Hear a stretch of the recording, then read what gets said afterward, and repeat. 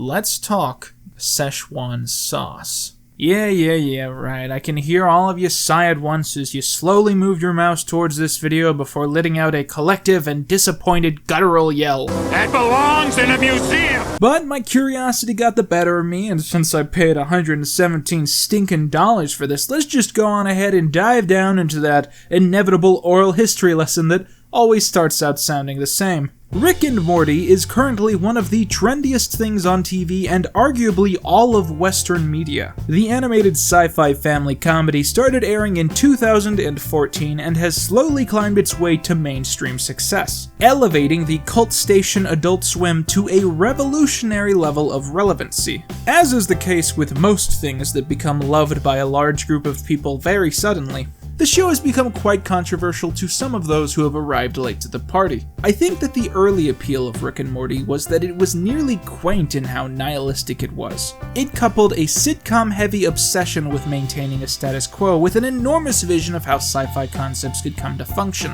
It found glee in doing both big ideas in small ways and small ideas in big ways, pushing the boundaries not only of where they could take these concepts, but also how the main characters could be perceived. I think the reason that a lot of people have had a hard time getting into Rick and Morty is that it's very much a program that wants to be both everything and nothing at the same time. It shows dedication to developing its characters in full and giving them their own unique voices and points of view, and yet it also has no qualm with doing very short moments that elicit no response despite being total existential mindfucks. It's a program that tries to show grand adventures with the main characters, and yet it also tends to spend just as much time taunting the audience with stories that happen off-screen. It is carefully written from the ground up, and yet a considerable basis of the project is the lead talent's ability to create whole new scenes entirely from ad-libbing. It wants you to keep a consistent idea about how the program's universe works, going as far as to show a detailed analysis of the functioning multiverse,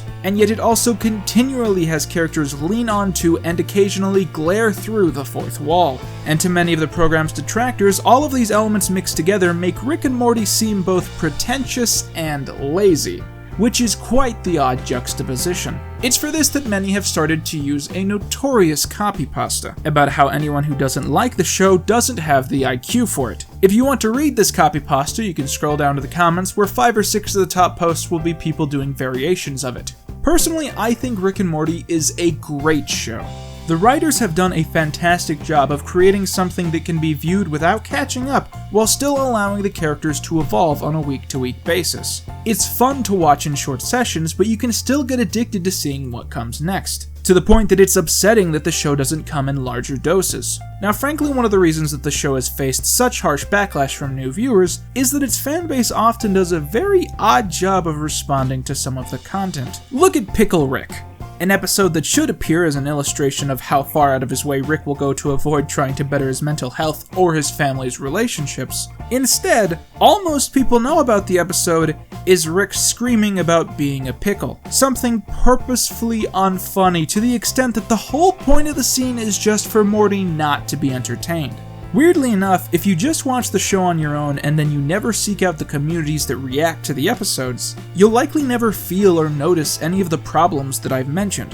But once you see how people react to these segments, you start to imagine that the show was written explicitly to elicit those reactions. And a cynical attitude about the whole thing can sometimes be inevitable. Take, for instance, the recent debacle over McDonald's Szechuan sauce. Now, for the uninitiated with the show, one of the key unexplored elements thematically is the existence of an infinite amount of Rick and Mortys throughout the multiverse, and the fact that our Rick is seen as one of the most unique out of the bunch. Because of this, there have been countless fan theories all about the histories of our Rick and what secrets he hides from not only our Morty, but the entire audience, often involving universe jumping and adapting and adopting. And the show seemed pretty willing to give hints and play into some of those fan theories. However, one of the most significant punches to the gut of the fanbase arrived in the Season 3 opener, The Rick Shank Redemption, when Rick was forced to relive the horrifying tragedy that caused him to live the life that he chose in the end.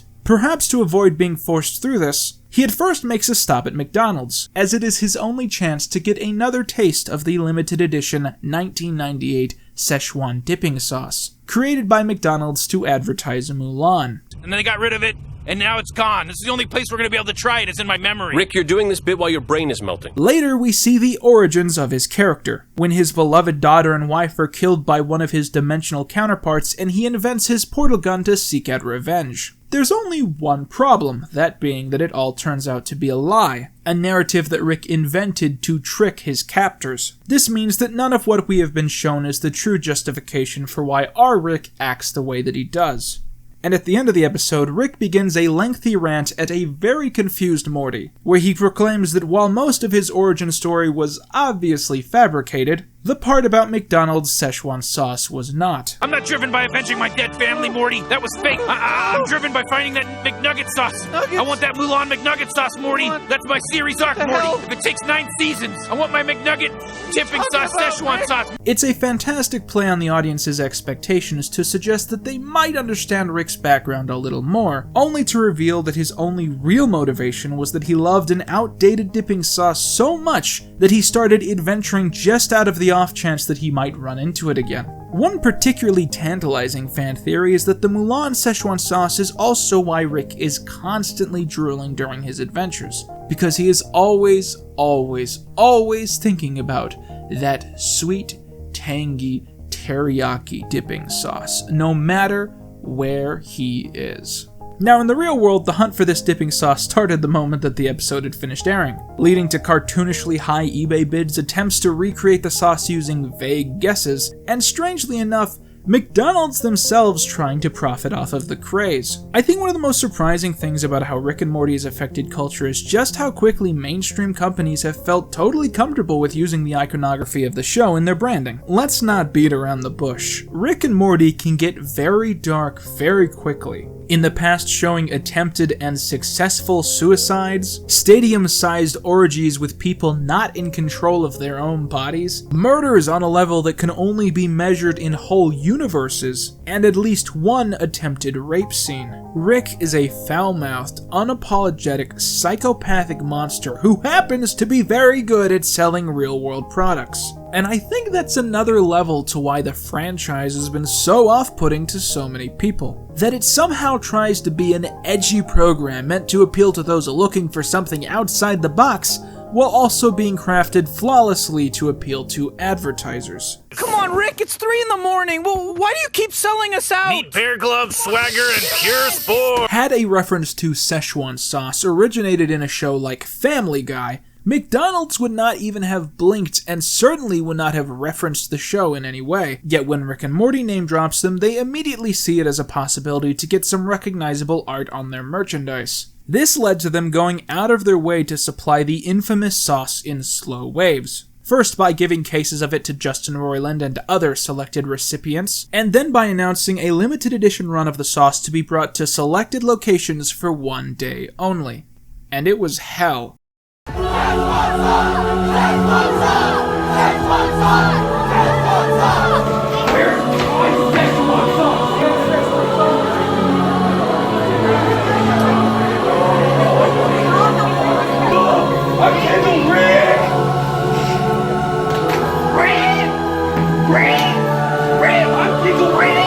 These infamous clips of freakouts have only helped to portray a fiendish image of Rick and Morty fans, and the horrid organization on the part of McDonald's has garnered backlash even from Roiland himself. People hate the fans for making a scene, and they hate McDonald's for not expecting the scene. But even as someone who didn't entirely agree with all of the hassle that this little packet had created, I still decided that I was far too curious not to seek one out on my own. And so I made a tiny little set, got my camera rolling, and decided to give a quick taste test. So here we are, the first day of the rest of my life. Now you might use that statement to presume that I'm somehow excited to do this, but in reality, I just kind of say that every day, in case it turns out to be true.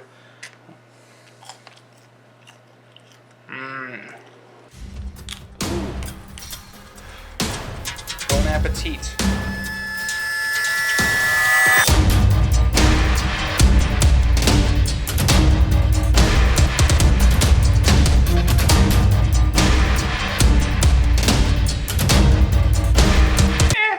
I know how to describe Szechuan sauce. I know exactly what it tastes like.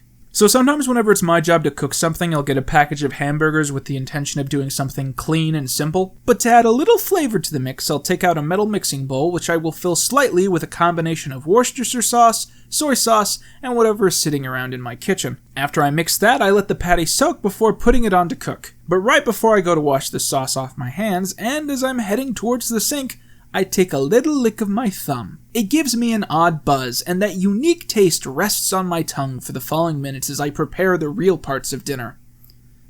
This is what Szechuan sauce tastes like. Let me clarify. I'm not saying that if you got a tub of Szechuan sauce and a tub of soy mixed with Worcestershire and then you put them next to each other that they would taste identical. Far from it, they obviously have entirely different highs and lows in taste. But what is precisely the same is the memory that is left lingering in one's mind from the experience of one or the other. When I take a glance at the memory of each of these events from a distance, the same stimulations float back across my subconscious. And I think this helped me get the joke quite a bit. Sometimes after I've made one of these hamburgers and I've sat down to eat it, I'll have a craving to make another. Not so I can eat a second burger, but so I can lick my thumb again. It's oddly addicting to the point that sometimes I think about it quite nostalgically. Now imagine if you had to go close to 20 years thinking about how much you loved and missed that sensation. It might be maddening to want so badly for so long to give into the crave and feed your hunger with something so tantalizing. But I have to say, in a concentrated amount, it's kind of gross. Strangely enough, I think with every bite, I loathe it a little bit more. It's kind of too weak, you know what I mean? Like, it doesn't elicit any reaction. It doesn't... After a while, it just starts tasting like nothing. Like, kind of, like a vaguely tangy, vaguely sweet nothing. Yeah, I didn't like it that much. Not many people have. It's sort of an industry secret. But you can't help but notice when Binging with Babish spends so much time praising the homemade imitations of the sauce, only to have so few words about the real deal. Or when H3H3 straight out orders that Justin Roiland simply admit that the sauce is no good. I think the reason that my Worcestershire soy sauce combination was always so alluring was just that it happened to be a passing pleasure that I participated in. A single second in the billion that I will get to live when my heart gives out at 35. And if I'd kept dipping my fingers into the sauce on purpose just to lick them, I might realize that I kind of hate the taste. The shock of the experience of Szechuan sauce evaporates more quickly than most of the people who've tried it are willing to tell you. I actually pity the people who had more than I did. They must not have known what to do with all of it. The awful irony started to be clear to me after a while. This sauce was one of the most highly publicized things of the year. People were making McDonald's around the country look like Best Buy on a Black Friday because of this. I paid $117 to experience this, and in the end, it wasn't the best sauce I could have gotten at McDonald's. You could legitimately have a better time eating McNuggets if you just got some honey mustard or some barbecue sauce. Those are actually like better dipping sauces. They actually taste like real sauces and not just a stupid thing I do in my kitchen when I'm cooking hamburgers. I just want to do a quick detour and say that the Chicken McNugget is the perfect food to do a taste test on because it has no flavor, no spices, no nothing. It's like eating sauce off of a frozen stick of celery paste. I hate that I had to eat as many of these as I did. I swear on my life after this, I will never eat another Chicken McNugget for the rest of my weekend. It was just that gross. The conclusion that I've come to about this experience is that sometimes a memory can be so important to you that you build up whatever is attached to it over the years to an obscene extent. And then one day you find yourself coming back to the place, person, or thing attached to that memory, and you find that perception crumbling. And as that thing stops being so brilliant in your mind, you start to question the durability of your own memories, your own experiences, what makes you, you. So maybe it's best you just let your memory make you happy, without trying to bring those same sensations to the present. Let the past be the past. Let your favorite shows look just as pristine as they do in your head. Let your former friends never age a single day. Let all of your happy memories fuel what makes your own grand adventures worth it. And most of all, don't be mean to fast food workers. It's a crappy job and they don't deserve your shit. I'm Quinton Reviews, and that's all you need.